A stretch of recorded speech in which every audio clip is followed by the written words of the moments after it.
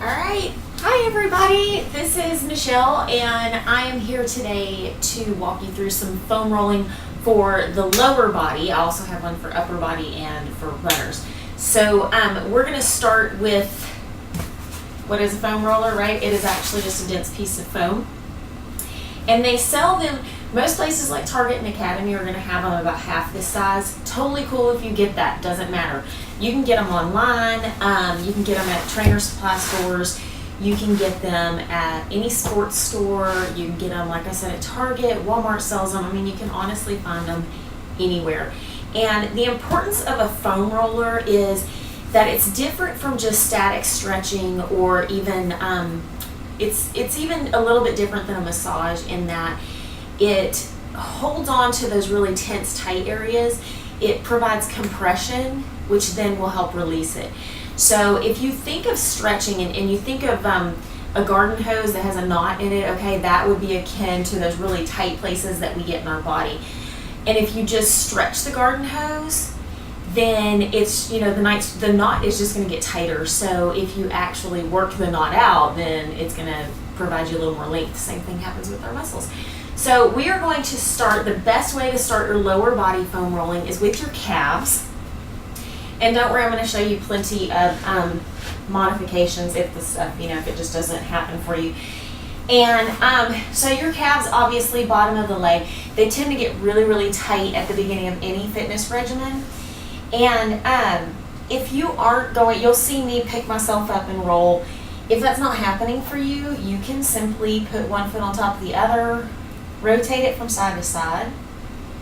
A lot of people get on a foam roller, and I ain't gonna lie, it feels pretty good. Not right now. My calves are killing me right now. But it feels pretty good just to roll back and forth, but you don't actually want to use it like a rolling pin. You want to take a little time and get to know those tight spots.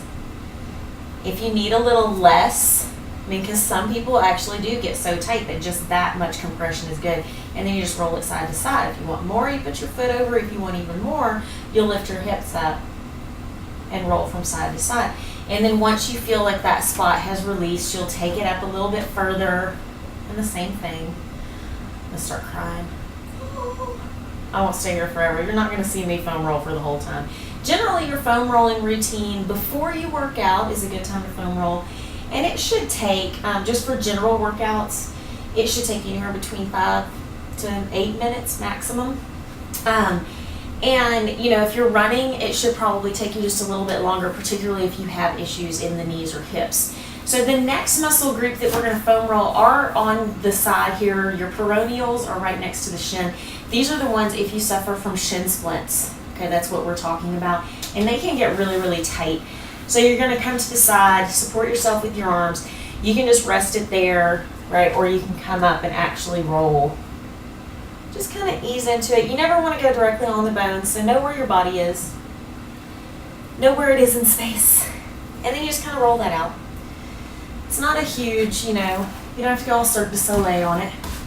Hamstrings, back of the thigh. You can simply just sit up and just kind of roll it out. You can also keep your glutes on the floor. That feels better. Roll the foot side to side. If you want more, you can place the foot on top. And just kind of roll it. You know, you'll feel that muscle. My hamstrings tend to have a lot of issues, so you'll feel that muscle kind of separate, pull apart. All right, so those are your hamstrings. Next are your glutes. Glutes take a beating. You know, they really, we don't give them enough respect. So your glutes, you're going to sit on it. You're going to feel your sits bones come over it. And then you are going to cross the ankle over the knee. Now, for some people, this doesn't happen. So you just cross the ankle over the ankle. All right? It's no big deal. You cross the ankle over the knee, and then you tip over towards the cross side. And then you find those tender points and hang out there. And for some people, it feels great. For other people, it feels awful. So, you know, you just go with your own. And then you have your IT band, which runs from your hip, the top of your hip, down to your knee. And it's this tendon, and one of the longest tendons in our body. And it tends to cause people a lot of trouble. You know, you hear of IT band syndrome a lot and everything. And so for this one, you're going to bring the foam roller below your hip protrusion right there. And the hands are going to come in front, and the top leg is going to come in front. And then you're just going to kind of inch down, rolling out that IT band. If you find a tense spot, really with your IT band, you're not going to want to come forward or back because it's such a small area that you'll find it and you'll be able to stick on it. Once you find the tense spot, you just kind of hang out there. If I go any further, I'm going to roll completely out of frame. All right, so quads, right? Front of the thighs. A lot of women hold a lot of tension in their quads.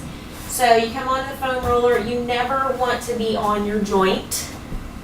So from here, abs are in tight. You brace your core. You're on your elbows, and then you just kind of roll back, easing out into the quads. And just kind of lengthen them out. If you find a tense spot, you can always do one quad at a time if you need a more intense foam rolling experience.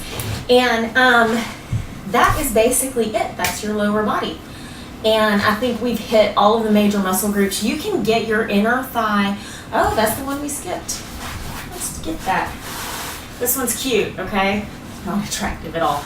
You take your knee, inner knee, onto the foam roller, tilt the foot up a little bit, and then roll forward. That's going to get the inside of the hamstring, the inner thigh. It's going to get your adductors. It's going to get a little bit of your quad, particularly if you've been working out really hard. And then you just kind of roll back and forth, figure out what works best for you.